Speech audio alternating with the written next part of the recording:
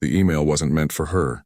That's the first thing you need to understand about how everything started. Maya Chen was sitting at her desk on a regular Monday afternoon, scrolling through her inbox, deleting spam, responding to client requests. Just another ordinary day at the Portland office. Then she saw it, buried between a lunch announcement and an IT system update. Someone had accidentally copied her on a forwarded message. The subject line read, Q3 Strategic Planning Meeting Executive Level Only. She almost deleted it. Almost moved on with her day. But something made her click on it. Maybe it was curiosity. Maybe it was instinct. Whatever it was, that single click changed everything. The meeting agenda loaded on her screen, and Maya's coffee cup stopped halfway to her lips. Her eyes scanned the bullet points, each one making her heart beat a little faster. Budget restructuring, operational efficiency improvements, regional office consolidation. That last phrase jumped out at her like a warning sign on a dark highway. Regional office consolidation. In corporate language, that was just a fancy way of saying closures, shutdowns, layoffs. She read it again, hoping she'd misunderstood. But there it was, clear as day. The meeting was scheduled for Thursday morning at corporate headquarters in Seattle. All the top executives would be there.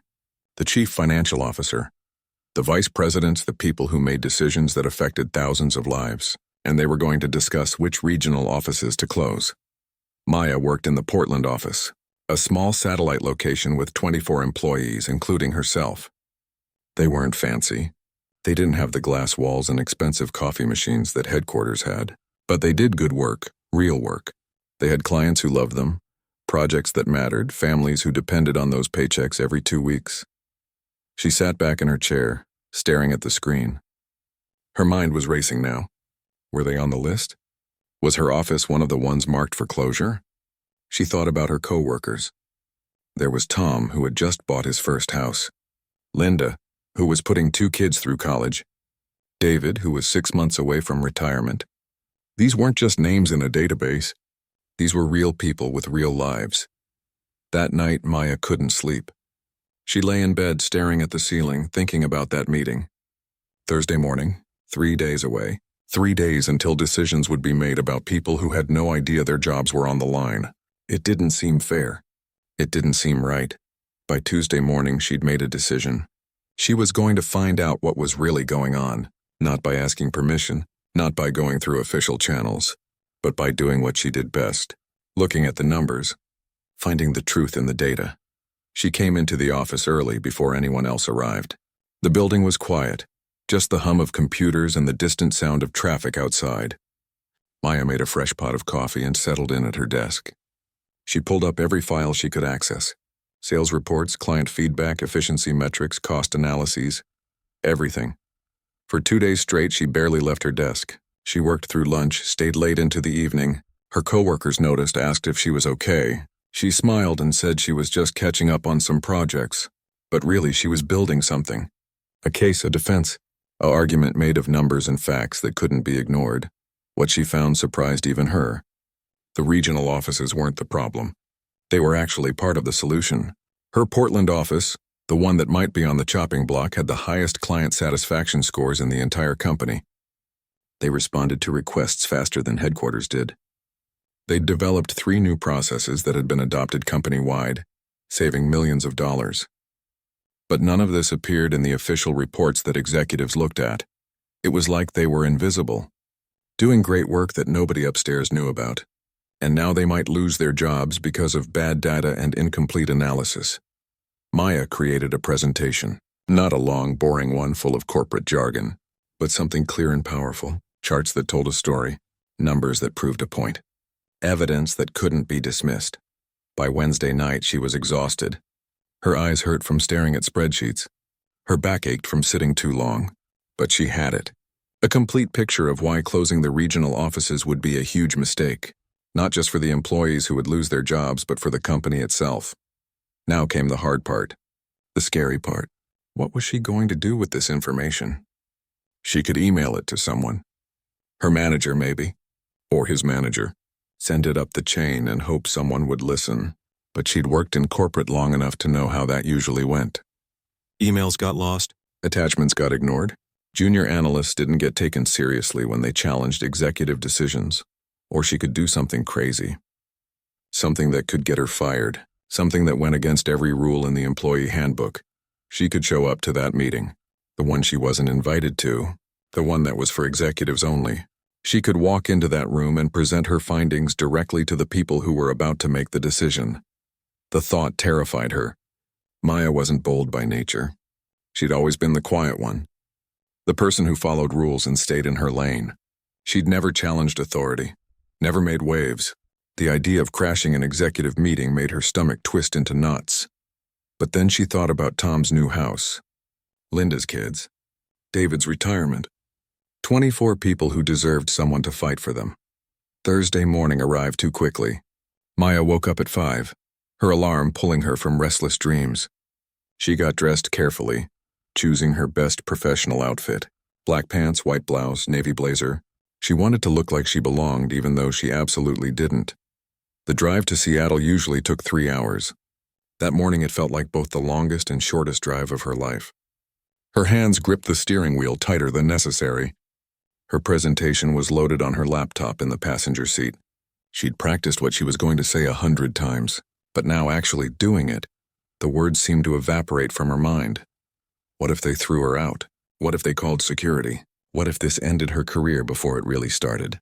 All valid questions, all terrifying possibilities. But she kept driving anyway. She arrived at corporate headquarters at 8:30. The meeting was scheduled for 9. Maya sat in her car in the parking garage for 10 minutes trying to calm her racing heart. She could still turn around. She could still drive back to Portland and pretend none of this had happened. No one would ever know, but she would know. And 24 people would lose their jobs while she stayed silent. Maya grabbed her laptop bag and got out of the car. Her legs felt shaky as she walked toward the elevator. The headquarters building was impressive.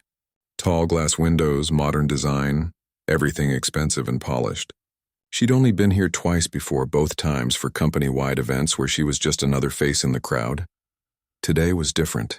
Today she was going to make sure they saw her. She found the executive conference room on the 10th floor. Through the glass walls she could see people already gathering. Men in expensive suits, women in power dresses. Everyone looked confident, important, like they made decisions that changed companies every day. Maya stood outside that door, her heart pounding so loud she was sure people could hear it. This was it, the moment where she either walked away safe or stepped forward into complete uncertainty. She thought one more time about her co-workers, about doing what was right versus what was safe. And then Maya Chen, junior analyst from a small Portland office, took a deep breath and reached for the door handle. The door was heavier than she expected, or maybe her hand was just shaking. Either way, it took more effort than it should have to push it open. The conversation in the room didn't stop immediately. A few people glanced up, probably assuming she was there to refill coffee or distribute handouts. That's what junior employees did at executive meetings. They stayed invisible, helpful and quiet. But Maya didn't head toward the coffee station. She walked straight to the conference table. That's when the talking started to fade. One voice stopped mid-sentence. Then another. Like dominoes falling, the room grew quieter with each step she took. The conference table was massive. Dark polished wood that probably cost more than her car. Leather chairs surrounded it, the expensive kind that adjusted in 6 different ways. At the head of the table sat the chief financial officer. Richard something. She'd seen his picture in company newsletters. He was in the middle of setting up a presentation, his laptop connected to the large screen on the wall. A slide was already displayed. Cost reduction strategy. It said in bold letters. Maya recognized other faces too. The executive vice president, a woman named Patricia who had a reputation for being tough but fair. The VP of operations, whose signature appeared on every major policy change. Directors of various departments. All of them staring at her now with expressions ranging from confusion to annoyance. Her mouth went dry. For a second, she couldn't remember why she'd thought this was a good idea. Every instinct screamed at her to apologize, to back out, to run. Instead, she heard herself speak. Her voice came out steadier than she felt. Professional. Clear. I'm Maya Chen from the Portland office. I have information relevant to this meeting. The CFO, Richard, stopped what he was doing. His hand froze on his laptop keyboard. He looked at her like she was a puzzle he couldn't quite figure out. "I'm sorry, this is a closed meeting for executive leadership only." Maya nodded. She'd expected this. "I understand. But the decisions being made today will affect my office and 23 of my coworkers. I have data that should be considered before those decisions are finalized."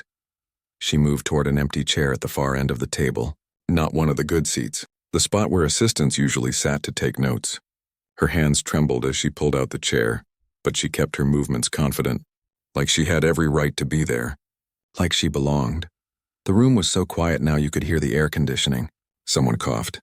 A chair creaked, but nobody told her to leave.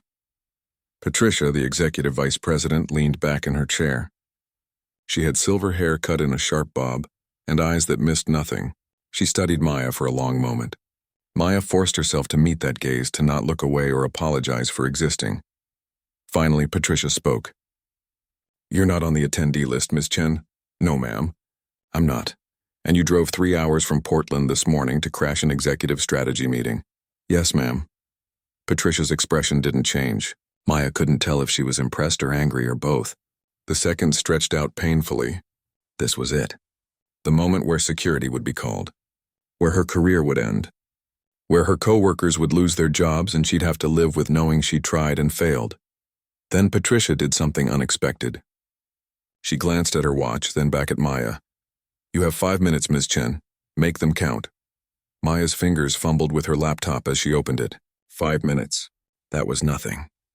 She had a 20-minute presentation prepared. Charts, graphs, detailed analysis. 5 minutes wouldn't be enough to show everything, but 5 minutes was more than she'd had 30 seconds ago. She pulled up her first slide and stood. Her legs felt more solid now. Purpose was starting to replace fear. She'd come this far. Might as well make it worth it. "The proposal on the table is to close 3 regional offices to reduce costs by approximately $8 million annually," she began. Several executives nodded. So it was true. They were planning closures. But this analysis is incomplete. It measures costs without accurately measuring value. She clicked to her next slide. A chart showing client retention rates. Regional offices have a 93% client retention rate, compared to 78% for headquarters managed accounts. "We lose fewer clients because we're closer to them. We understand their needs better. We respond faster." Richard, the CFO, leaned forward slightly. She had his attention now. She clicked again. Another chart appeared. "The Portland office specifically has developed 3 processes that are now used company-wide. The Rapid Response Protocol for client emergencies. The automated reporting system that saves 15 hours of work per week per team. And the client feedback loop that's increased satisfaction scores by 18% across all divisions." She could see people starting to take notes now. Tablets came out. Someone asked a question about the feedback loop. Maya answered it, then kept going. 5 minutes was almost up. She talked faster. "If you close Portland, you'll save $2.7 million in operating costs, but you'll lose $4.2 million in value generated. Client retention will drop. Response times will increase, and the innovation that comes from smaller, more agile teams will disappear." Her laptop timer hit 5 minutes. She ignored it. Nobody had stopped her yet. Every regional office tells a similar story. We're not costs to be cut. We're investments that are paying off. But we've been measured wrong, evaluated on the wrong metrics, and now we're about to be shut down based on incomplete data. She pulled up her final slide. A comparison showing what the company would look like with and without regional offices. The numbers were stark, undeniable. Even without explaining every detail, the conclusion was obvious. Maya stopped talking. She'd said what she came to say. The timer showed she'd taken 12 minutes, not 5. But Patricia hadn't interrupted. Neither had anyone else. The room stayed silent for another long moment. Then Richard spoke up. "Where did you get these numbers? Some of these metrics we don't even track at the corporate level." "I built them myself," Maya said. "I tracked client interactions, measured response times, calculated the value of the processes we developed. Everything I'm showing you is documented and verifiable." Patricia closed her notebook. She had the kind of face that was hard to read. Years of executive meetings had taught her not to show her hand too early. She looked at Maya with those sharp eyes and asked the question that could end everything. "Who authorized you to conduct this analysis?" This was the trap. The moment where Maya had to admit she'd done all of this without permission, without approval, without staying in her lane like a good junior analyst should. She could feel the weight of that question. One wrong answer and everything would collapse. But Maya had learned something in the last 12 minutes. The truth was more powerful than politics. Data didn't care about hierarchy, and sometimes the right thing to do was also the hardest thing to do. She met Patricia's gaze directly. No hesitation, no apology in her voice. The data did. The conference room felt different now. The energy had shifted from uncomfortable surprise to something else. Curiosity, maybe. Or respect. Maya couldn't quite tell. But people were listening. Really listening. Not just being polite to someone who'd interrupted their meeting. They were engaged. Patricia nodded slowly, like Maya's answer made perfect sense. Walk us through your methodology. How did you collect this data? And just like that, the interrogation became a conversation. Maya explained her process. How she'd tracked every client interaction for the past 2 years. How she'd compared response times between regional offices and headquarters. How she'd calculated the financial impact of the innovations her office had created. The VP of Operations, a man named Gregory, raised his hand. These satisfaction scores. How did you verify them? Our official surveys showed different numbers. That's because the official surveys only go to account managers at headquarters, Maya explained. I contacted clients directly, asked them specifically about their experience with regional versus corporate teams. The response rate was 87%, which is statistically significant. She pulled up a slide showing the actual survey responses, comments from real clients. This one's from a manufacturing company in Oregon. They said, and I quote, "The Portland team responds to our issues within hours. When we have to go through headquarters, it takes days. That's the difference that doesn't show up in cost analysis." Gregory was nodding now. He made a note on his tablet. Other executives were doing the same. Maya could feel the momentum building. They weren't just humoring her anymore. They were reconsidering. Richard, the CFO, pulled up something on his laptop. According to our analysis, regional offices cost 18% more per employee than centralized operations. How do you address that? You're right about the cost per employee, Maya said. But you're measuring the wrong thing. It's not about cost per employee. It's about value per dollar spent. Regional offices generate more revenue per dollar invested. The Portland office specifically has a return on investment of 3.4 to 1. Headquarters operations average 2.1 to 1. She showed them the math, not complicated formulas or confusing charts. Simple, clear numbers that told an obvious story. For every dollar spent on the Portland office, the company got $3.40 back. The headquarters operations only returned $2.10. But here's what really matters, Maya continued. She was in her element now. The fear from earlier had burned away, replaced by pure focus. This was what she was good at. Finding truth in numbers, making complicated things simple.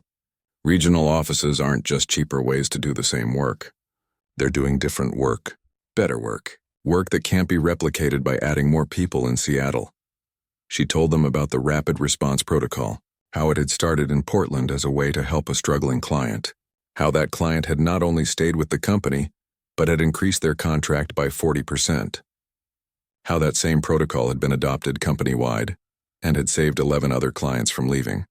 That innovation happened because we were small and close to our clients, Maya explained. We could see the problem clearly. We could move fast. We could try something new without going through 6 levels of approval. If Portland closes, you don't just lose 24 employees.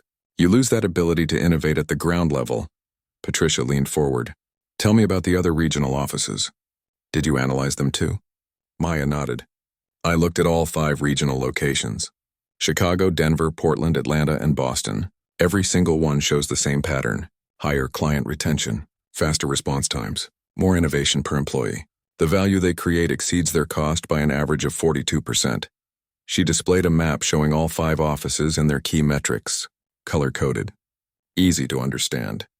The visual impact was powerful. You could see at a glance that regional offices weren't the weak links in the company. They were actually some of the strongest. A woman Maya didn't recognize spoke up. She was sitting near the middle of the table. I'm Director of Client Services. This is the first time I'm seeing any of this data. Why isn't this information in our regular reports? That was the question Maya had been waiting for, because nobody was looking for it. The standard reports measure costs and headcount. They don't measure innovation. They don't track client relationships over time. They don't calculate the value of faster response times. All that information exists, but it's scattered across different systems. Nobody had put it together before. Until you did, Patricia said. It wasn't a question. Until I did, Maya confirmed. Because I had to. Because my office and my coworkers deserve to be evaluated on what we actually contribute, not just what we cost. The room went quiet again, but this time it wasn't an uncomfortable silence. It was a thoughtful one. People were processing, reconsidering, looking at numbers on their screens and seeing them in a new light. Richard closed his laptop. This changes things. We need to verify this analysis, but if it holds up, he looked at Patricia, we might need to reconsider the entire restructuring plan. Patricia nodded. Agreed. Ms. Chen, I'm going to need you to share all of your data and methodology with our analytics team. Can you do that? Everything's documented, Maya said. I can send it over today. No, Patricia said firmly. Maya's heart skipped. Was this where it all fell apart? But then Patricia continued. I want you to present it yourself. To the analytics team, walk them through every step. Make sure they understand not just what you found, but how you found it. She stood up, which seemed to signal the meeting was shifting. Other executives started closing their laptops, gathering their materials. But Patricia wasn't done. She looked directly at Maya. You took a significant risk coming here today. You crashed an executive meeting. You challenged a decision that had already been made. You could have been escorted out by security. Maya swallowed hard. Here it came. The consequences. Yes, ma'am, but you did it anyway. Because you believed it was right. Because you had evidence that needed to be heard. That takes courage. And honestly, it takes the kind of clear thinking we need more of around here. Patricia walked around the table toward Maya. I'm going to recommend we put a hold on the restructuring plan pending a full review of your analysis. If it checks out, and I suspect it will, we'll need to rebuild our entire approach to evaluating regional operations. She extended her hand. Maya shook it, still processing what was happening. This wasn't punishment. This was validation. Thank you for being here today, Ms. Chen, Patricia said, even though you weren't supposed to be. As the meeting ended and executives filed out, several of them stopped to talk to Maya, to ask questions about her analysis, to get her contact information. Richard, the CFO, told her she'd done impressive work. Gregory invited her to present at the next operations review. Maya packed up her laptop in a daze. She'd come expecting to be thrown out, maybe fired. Instead, she'd somehow convinced a room full of executives to reconsider a major corporate decision. It didn't feel real. Her phone buzzed. A text from her manager in Portland. Where are you? Everything okay? Maya smiled. She typed back a response. I'm in Seattle. Everything's fine. I'll explain when I get back, but I think our jobs are safe. She didn't mention the part about crashing an executive meeting, or the part about presenting unauthorized analysis, or the part about basically rebuilding corporate strategy from her desk in Portland. Those details could wait. For now, she just wanted to get home and tell 23 people that they could stop worrying, at least for today. Maya's hands were still shaking when she got back to her car. The meeting had ended 2 hours ago, but the adrenaline hadn't worn off yet. She sat in the parking garage staring at her steering wheel, trying to process what had just happened. She'd actually done it. She'd walked into that room, presented her case, and they'd listened. More than listened. They'd agreed to reconsider everything. Her phone rang. Her manager, Kevin. She'd been avoiding his calls during the meeting. Now she had to face the music. She took a breath and answered. Hey, Kevin. Maya, where exactly are you right now? His voice was tight, controlled, the way people sound when they're trying not to yell. I'm in Seattle, at headquarters. Why are you in Seattle? You didn't have approval to travel. You didn't tell anyone you were leaving. I've got people here asking me where you are and I have no answers. Maya closed her eyes. She'd been so focused on the meeting, on saving everyone's jobs, that she hadn't thought about the fallout. I know, I'm sorry. I should have told you. But I found out about the closure plan and I had to do something. Silence on the other end. Then Kevin's voice came back, quieter now, concerned. What closure plan? What are you talking about? The regional office restructuring. They were going to announce it next week. Portland was on the list to be shut down. How do you know that? I saw a meeting agenda by accident, and I spent the last 2 days analyzing whether it was the right decision. It's not, Kevin. The data doesn't support it. So I went to the executive planning meeting this morning and showed them. Another long silence. Maya could practically hear Kevin's brain working through the implications. You crashed an executive meeting. Without permission. Without telling anyone. Yes, Maya, that's completely against protocol. You could be fired for that. You could have gotten all of us in trouble. I know, she said softly, but 24 people were about to lose their jobs based on bad analysis. I had to at least try. She heard Kevin sigh, a long, heavy exhale. What happened in the meeting? They listened. Patricia, the executive VP, she gave me time to present everything I found. And at the end, they agreed to suspend the closure plan. They're going to review my analysis. Wait, what? They're actually reconsidering? Yeah. Patricia asked me to work with their analytics team to verify everything. I think we might actually be okay. Kevin was quiet for a moment. When he spoke again, his voice was different. Still stressed, but with something else underneath. Relief, maybe. You saved our jobs, all of us. You actually saved our jobs. Maybe, if the analysis holds up. If they don't find problems with my methodology. Maya, you saved our jobs. He laughed, a slightly hysterical sound. You crazy, brilliant person. You saved our jobs. They talked for another 20 minutes. Kevin telling her what to expect when she got back. How to document everything, how to handle the questions that would come. But underneath the practical advice, Maya could hear the gratitude, the disbelief, the realization that his whole team had come within days of being laid off and none of them had known. That afternoon, Maya drove back to Portland. The 3-hour trip felt completely different than the morning drive. She wasn't terrified anymore, just exhausted, and maybe a little proud, though she tried not to think about that too much. Pride came before falls, her grandmother used to say. She got back to the office at 4:30. The moment she walked through the door, she knew word had spread. Linda looked up from her desk with wide eyes. Tom gave her a thumbs up from across the room. David walked over and shook her hand without saying anything, but his eyes were wet. Kevin called an emergency team meeting. Everyone crowded into the small conference room, the one with the broken blinds and the coffee stain on the carpet. It wasn't fancy, but it was theirs. Maya looked around at all those familiar faces and realized how close she'd come to never seeing them here again. Kevin explained what had happened. The closure plan? Maya's research, the meeting in Seattle. People's expressions changed as he talked. Shock, anger at not being told, relief, gratitude. Linda started crying. Tom looked like he might throw up. David just kept shaking his head in disbelief. When Kevin finished, everyone turned to look at Maya. She didn't know what to say. I just looked at the numbers. That's all. The data showed we're valuable. I just had to make sure the right people saw it. You saved our jobs, Linda said, wiping her eyes. You literally saved our jobs. How do we even thank you for that? By keeping doing great work, Maya said. That's what made the case strong. All of you. The way you handle clients, the innovations you create, the results you deliver.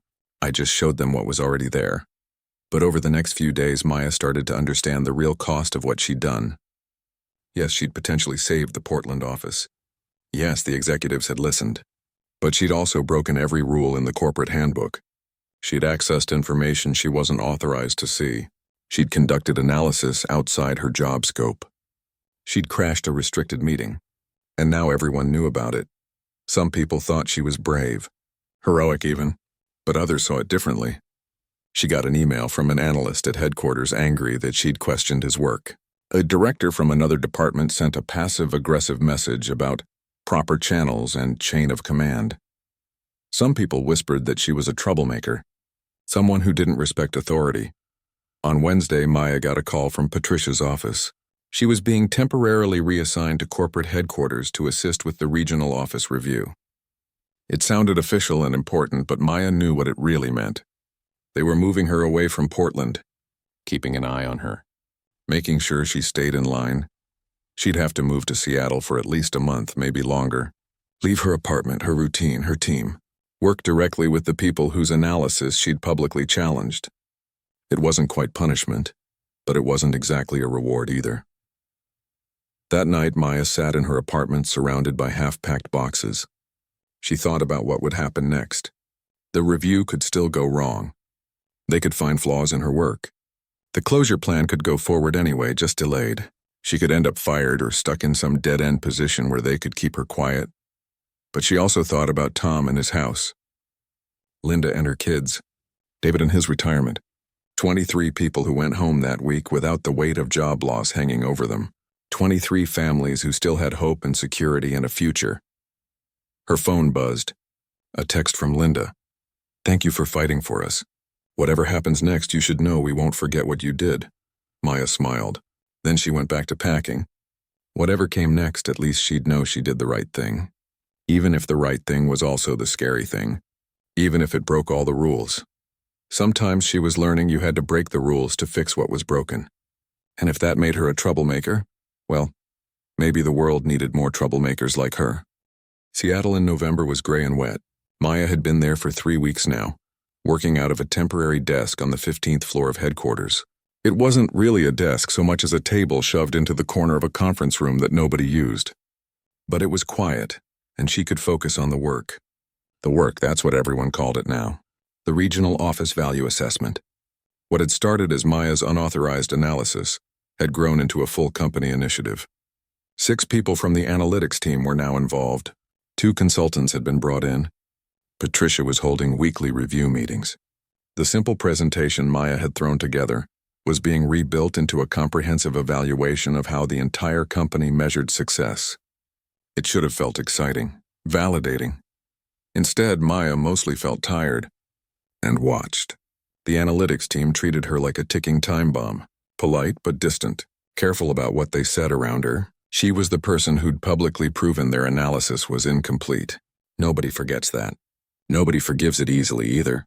The consultants were worse.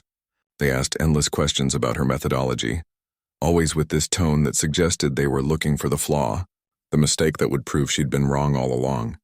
Maya answered every question thoroughly, showed them every piece of data, explained every calculation, but she could feel them waiting for her to slip up. On Thursday of her 3rd week, things changed. Maya was reviewing client retention data when Richard, the CFO, appeared in the doorway of her makeshift office. She hadn't talked to him since the original meeting. He'd been copied on all her reports, but she'd only received feedback through other people. "Ms. Chen, do you have a minute?" She closed her laptop. "Of course." Richard came in and sat down across from her. He looked tired, the kind of tired that comes from too many meetings and too many decisions. "I wanted to talk to you about something. Off the record." Off the record. In corporate speak, that usually meant either very good news or very bad news. Maya's stomach tightened. "Okay." "I've been in this business for 27 years, Richard said. I've seen a lot of analyses, a lot of presentations, a lot of people trying to prove they're right about something, but what you did was different. You weren't trying to prove you were right. You were trying to find the truth. Do you understand the difference?" Maya nodded slowly. "I think so." Most people start with a conclusion they want to reach, then they find data to support it. You started with data and let it lead you to the conclusion, even when that conclusion was uncomfortable, even when it meant challenging people above you. He paused. "That's rare. Really rare." "I just looked at the numbers," Maya said. It was becoming her standard answer. But Richard shook his head. "No, you looked at the right numbers. Numbers nobody else had thought to measure. Client retention over time, innovation per employee, value creation versus cost reduction. You asked better questions than we did. And you did it from a desk in Portland without access to half the resources we have here." He leaned forward. "I'm going to be honest with you. When you walked into that meeting, I was annoyed. Thought you were some junior employee who didn't understand how decisions get made. But then you started presenting, and I realized something. You understood exactly how decisions get made. You just disagreed with the decision we were about to make. And you had the courage to say so." Maya didn't know what to say to that, so she just waited for him to continue. "The review is wrapping up next week. The consultants have verified your analysis. Everything you found holds up. Better than holds up, actually. They found additional evidence that supports your conclusions. We're not closing the regional offices. In fact, we're expanding them." Relief washed over her. They'd really done it. The Portland office was safe. Everyone's jobs were safe. That's great news. There's more, Richard said. Patricia and I have been talking about how to prevent this from happening again. How to make sure we're measuring the right things, asking the right questions. We need someone who can do what you did. Look at operations from a different angle. Challenge assumptions. Find the truth in the data even when it's uncomfortable. He pulled out a folder and set it on the table between them. We'd like to offer you a position. Director of Strategic Analysis. You'd report directly to Patricia. Your job would be to do exactly what you did with the regional offices. But for other parts of the company, find the things we're missing, the value we're not measuring, the decisions we're making based on incomplete information. Maya stared at the folder. Director. That was 3 levels above where she was now. That was the kind of position people worked 10 years to reach. I don't understand. I broke every rule to get here. I crashed a meeting I wasn't invited to. I went completely outside the chain of command.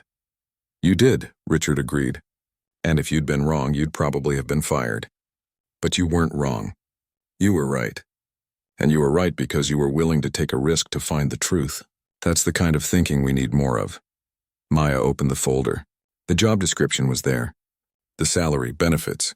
She'd be staying in Seattle permanently, leaving Portland behind, stepping into a role that would put her in rooms with executives, making decisions that affected thousands.